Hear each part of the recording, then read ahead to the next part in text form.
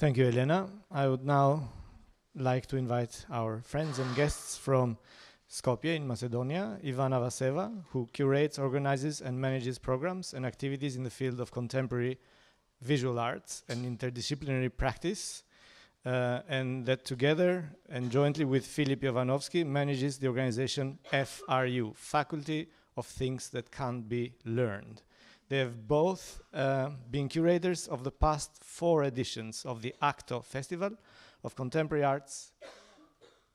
Okay, 11 editions that has existed for the last 11 years. Yes, and Filip is also a visual artist and a civic activist. Welcome to both of you.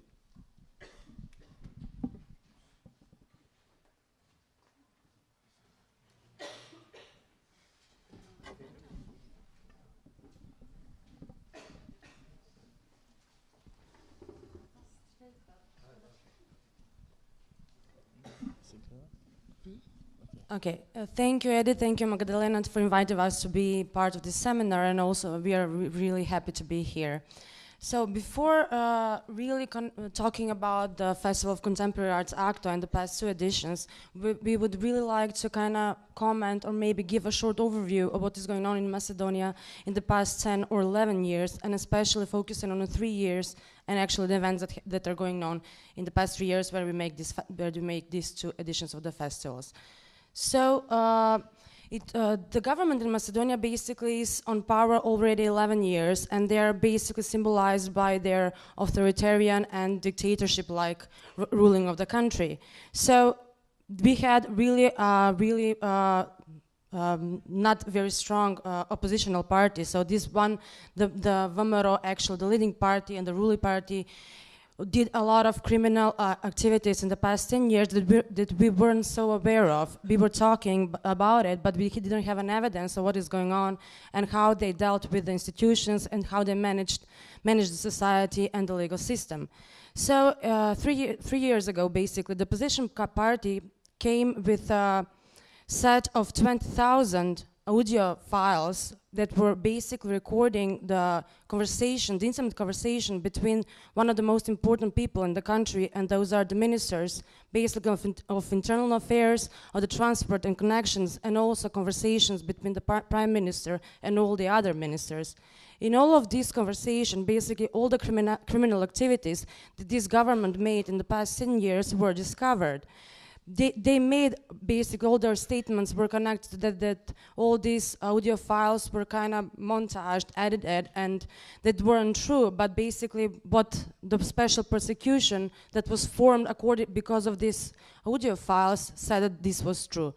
So these audio files that we all listened to publicly and through the media made a lot of civil upset and unrest in the country. So there were a lot of protests in Skopje and all around Macedonia. Basically, these massive protests have 2 main actually events that was happening on 5th of May and actually on 7th of May 2014 that also made a lot of people basically made tents in front of the government. So after this was happened in 2015, there was a prisoner agreement in one village in Macedonia among all the other parties that this special prosecution will hunt the audio files and also make a different ideas, actual different changes in the country. But maybe you can also fill me in this kind of political overview on the situation. Yes, because you're going on some chronology, it's important to mention that because this special prosecution was formed just to investigate this audio type wiretap scandal. Last year, one year from today, in April 2016, the President Georgi Ivanov make abolition of 56 people from the from the political elites who were under investigation of this special prosecution, and that's how and the people reacted to this decision, and that's how the colorful revolution started. And I will show you some of the photos. What was the impact of colorful revolution? But what is important to mention is that's how looked the main square in Skopje 7 years ago. It was totally empty. and how it looks now. So this is important because this shows how this government, right-wing government, which is almost 11 years on power, used culture and art for their political propaganda. Actually, we have, this is part of this project called Skopje 2014. It was announced in 2010 that it will be built in 2014 as a totally changing new identity of the city and of the state, based on this was official, like I can say manifest maybe, that was published on the official page of municipality of center in Skopje, where they are talking about the new identity of the state, which is focused on two main points. One is erasing the communistic past, because the culture built in Yugoslavia from 45 until 91, and the other was to somehow make provocation to the Greece with claiming that we are Asian Macedonians and our state is 2,000 years old. So that was two points on building new identity. So we call it somehow Skopje Baroque syndrome. That how looks part of the building. This archaeological museum, new one, built it 2 years ago in the center of the city.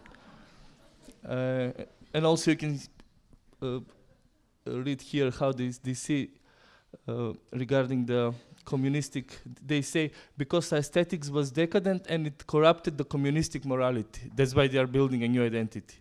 That is one of their statements. Part of the building, how it was built, before and now. That's how it looked before. This is building in the 70s. This is building now. So that's how it looks, the reconstruction. This is the building of the government, very important building from the 70s, like some late modernism in Yugoslavia, and that's how it looks now. This is how it was before. This is also was very important modernistic building, shopping mall from the 50s. That's how it looks now. So they're totally changing the identity of the city. This is the building of the new government, the same that you saw before, this cubuses. So a lot of protests, a lot of people were protesting against all these policies of the government. So this is also part of the project. This is one of my projects that I did with the workers who work on these projects.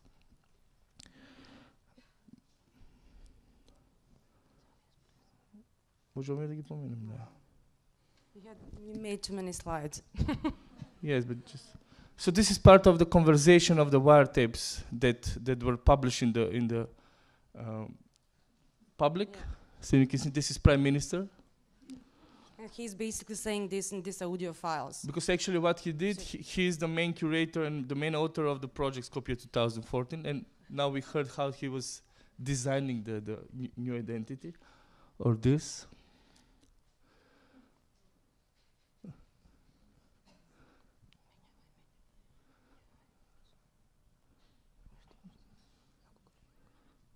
This is the building of the ruling party. Okay. These are the. Okay, we then. Yeah. This is part of the colorful revolution. How the people were coloring the. Okay. So. As you can see, like it's really hard to kind of make art projects or deal with art in this kind of situation when they also abuse art for their own means and kind of really talking about different kind of stuff and not basically really abusing art and making a new definition of the art.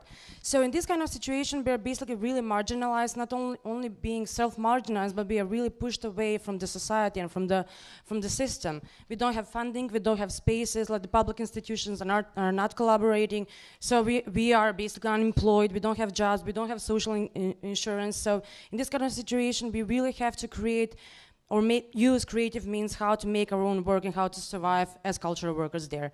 So in this kind of situation, I really have to be quick because like we have only 1 minute to present our project, and that's our two.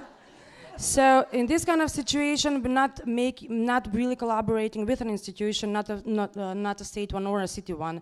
We made this, as you can see, this is a mobile gallery. We designed it like mobile gallery that can be moved from one city to another. It is basically in Skopje based, but we move it 2 times in Bitola, city in the south, another city in the east part. Because we didn't have space where to make exhibitions, we designed this space. And for example, for the 10th edition of the Akto Festival for Contemporary Art, we didn't get any fundings or permission for using public space in the city, and we decided to put the gallery in public yard. In private yard, in the center of the city, and organized festival. Everything happened in this private yard. That's how it looks.